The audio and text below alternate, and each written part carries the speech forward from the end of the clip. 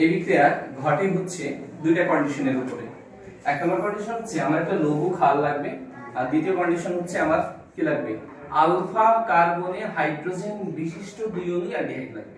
শর্ত দুটো মনে থাকবে, একটা হচ্ছে আলফা কার্বনে হাইড্রোজেন বিশিষ্ট দুই অণু অ্যালডিহাইড, আর দ্বিতীয় শর্ত হচ্ছে লঘু ক্ষার। তাহলে আমরা যদি এইখানটায় তোমাদের দেখাই যে HCH, এটা হলো মিথানেল, আর এই যে আরেকটা যদি লিখি CH3COH, এটা হচ্ছে ইথানেল। এখন মিথানেল আর ইথানেলের মধ্যে কোনটায় আলফা কার্বনে হাইড্রোজেন আছে? চলো, এই যে গ্রুপ, কার্বনিল গ্রুপ, তাই না? অ্যালডিহাইড এবং কিটোন এই গ্রুপকে কি বলে? Carbonyl group. তো এই কার্বনিল গ্রুপের সাথে যে কার্বনটা সংযুক্ত থাকে সেই কার্বনকে বলা হয় আলফা কার্বন। কি বলে? তাহলে এই কার্বনিল গ্রুপের এই মিথানেলে এই কার্বনিল গ্রুপের সাথে কোনো আলফা কার্বন নাই, আছে? নাই। কিন্তু ইথানেলে এই যে কার্বনিল গ্রুপের সাথে সংযুক্ত যে গ্রুপটা আছে সেটাকেই আমরা বলবো কি? Alpha carbon. ঠিক কি না? তাহলে দেখো এই আলফা কার্বনে কি হাইড্রোজেন আছে না নাই? আছে।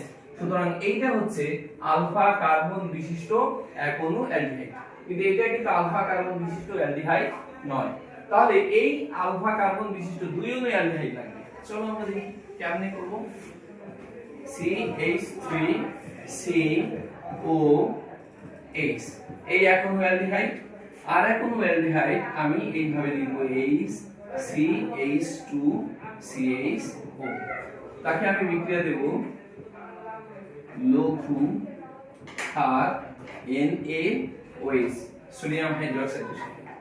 প্রথম কন্ডিশনটা ঘটবে, কাহিনীটা হচ্ছে এই কার্বন এবং অক্সিজেনের মধ্যে ইলেকট্রোনেগেটিভিটির পার্থক্য অক্সিজেনের বেশি, অক্সিজেন ইলেকট্রন টেনে নিয়ে যায়। অক্সিজেন ইলেকট্রন টেনে নিয়ে গেলে এই কার্বন আংশিক পজিটিভ চার্জ হয় এবং এই অক্সিজেন আংশিক নেগেটিভ চার্জ হয়। আচ্ছা, সেই কাহিনী পূরণের জন্য ও যখন কি হয়, তাহলে এই কার্বন আংশিক পজিটিভ হয়, এটা নেগেটিভ হয় না? এই অ্যালডিহাইড থেকে এই হাইড্রোজেনটা প্রোটন হিসাবে নির্গত হয়। কি হিসাবে নির্গত হয়? প্রোটন। প্রোটন মানে সে প্লাস হিসাবে যায়।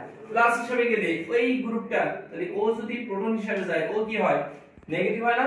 তাহলে এই নেগেটিভ পোল এই গ্রুপটা এই কার্বনিল কার্বনের এই কার্বনকে আক্রমণ করে। কথা কি বুঝাইতে পারছি? এই কার্বনকে আক্রমণ করলে সেকেন্ডলি যে প্রোডাক্টটা তৈরি হয় সেটাই হচ্ছে অ্যালডল। চলো আমরা দেখি কি হয়।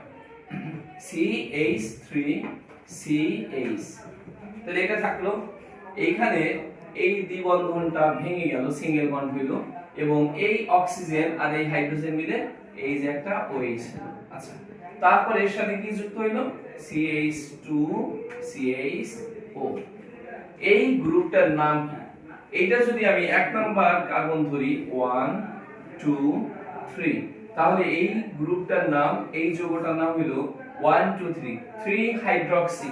এই কয় নাম্বার কার্বনে? হাইড্রক্সিল গ্রুপটা কয় নাম্বার কার্বনে আছে? 3 নাম্বার। তাহলে 1 2 3, তাহলে এর নাম হলো 3 হাইড্রক্সি বিউটানেল। এটা কেন নেল? এটা অ্যালডিহাইড। এই যে দেখো এদিকে তাকাও, এটা কি? এই গ্রুপটা আছে না, এটা অ্যালডিহাইড। তাহলে এটা হলো বিউটানেল, 1 2 3 4, 4 কার্বন, তাই এটা বিউটানেল। আর এই 3 কার্বনে হাইড্রক্সিল গ্রুপ আছে, তাই এটা 3 হাইড্রক্সি বিউটানেল। দিস ইজ, এইটা কি বলা হয়? অ্যালডল। কি বলে? অ্যালডল। এখন এইখান থেকে আরেকটা ধাপ অনুসরণ করা হয় চূড়ান্ত উৎপাদ গঠনের জন্য। যেমন আমরা যদি তোমাদের দেখাই যে CH3 প্রোডাক্ট CH, এখানে OH, তারপরে CH, এখানে আরেকটা হাইড্রোজেন দিলাম CHO। একটু খেয়াল করো, এখানে দেখো এই হাইড্রোজেন, এই অক্সিজেন, এই হাইড্রক্সিল আর হাইড্রোজেন মিলে পানি হয়। তাহলে এইখানের একটা বন্ধন এখানে ফ্রি রেখে যাওয়ার কারণে এই বন্ধনটা এখানে যায়, এই বন্ধনটা এখানে গিয়ে কি ডাবল বন্ড হয়। তাহলে কি হয় কাহিনী? CH3CH, এই সিঙ্গেল বন্ড হয়ে যায় ডাবল বন্ড, CHO এবং পানি। তাহলে এর নাম হয় ক্রোটোনেলডিহাইড। এর নাম হয় কি?